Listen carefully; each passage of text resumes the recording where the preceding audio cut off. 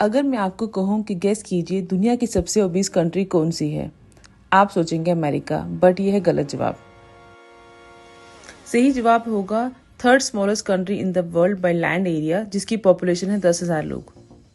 एक समय तो ऐसा भी आया था हिस्ट्री पे जब ये नेशन बना था second richest nation in the world by GDP per capita. जी हाँ, हम बात कर रहे हैं नारू की, जो एक स्मॉल आइलैंड नेशन है in the central Pacific ocean.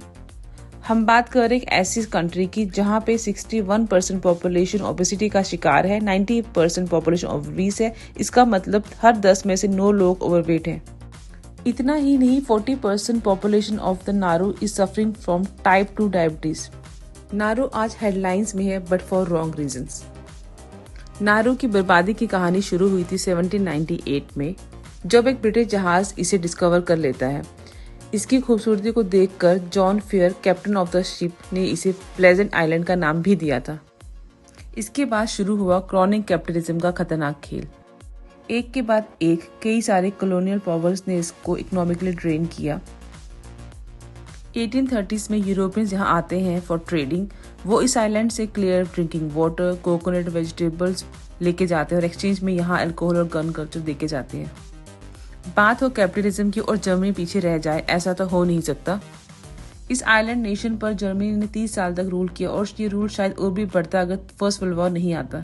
कहानी में आया एक नया twist. In the early 19th century Albert Ellis from New Zealand ने डिस्कवर किया कि ये island one of the richest source है फॉस्फेट का। हर एक कॉलोनियल पावर, चाहे वो जर्मनी हो, चाहे वो joint trusteeship of UK, US और न्यूजीलैंड हो, या तो जापान हो, या फिर ऑस्ट्रेलियन गवर्नमेंट हो, सबने इसे इकोनॉमिकली ड्रेन किया। ये सभी नेशंस नारू को लूटते रहे।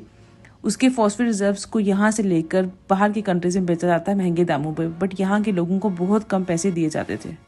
1968 में नारू इंडिपेंडेंट सॉवरेन नेशन तो बना, बट उसकी बर्बादी की कहानी यहाँ पे खत्म नहीं हुई। नारू की गवर्नमेंट ने भी फॉस्फेट बिजनेस को कंटिन्यू रखा।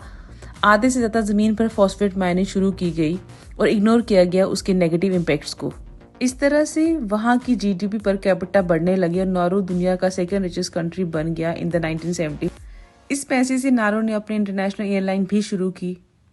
एयर नारू के पास अपने 7 प्लेन्स थे और जो कैपेबल थे कैरी करें 10% of the entire population. International investments infrastructure में भी किए गए। बाहर की कंट्रीज में होटल्स और प्रॉपर्टीज को खरीदा गया नेबरिंग आइलैंड्स में। कुछ लोग तो अपने लिए लग्जरी कार्स भी लेने लगे। सब कुछ बहुत अच्छा चल रहा था। कुछ लोगों के लिए मानो वो स्वर्ग में ही जी रहे हों।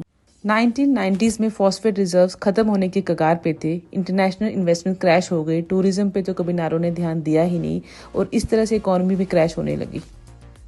नारू पूरी तरह से एनवायरमेंटल वेस्टलैंड बन चुका था। उसके पास कोई भी सोर्स ऑफ इनकम नहीं था। फॉस्फेट माइनिंग की वजह से वहाँ का ग्राउंड वाटर पे पूरी तरह से कंटेमिनेट हो चुका है कैडमियम से, और यहाँ की 90% लैंड भी यूजलेस हो चुकी है due to excessive phosphate mining.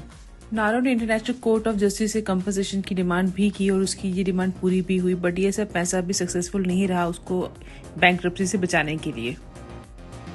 इन्हीं सभी कारणों की वजह से नारू को कहा जाता है nation that at itself. Chronic capitalism and non diversification of the economy, ये 2 मेन ऐसे कारण हैं जिसकी वजह से नारू को बैंकरप्सी तक फेस करनी पड़ी।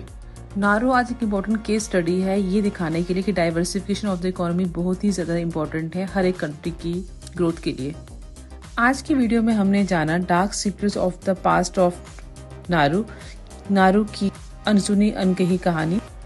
कल की वीडियो में हम डिस्कस करेंगे किस तरह से नारू बना दुनिया का सबसे मोटा देश।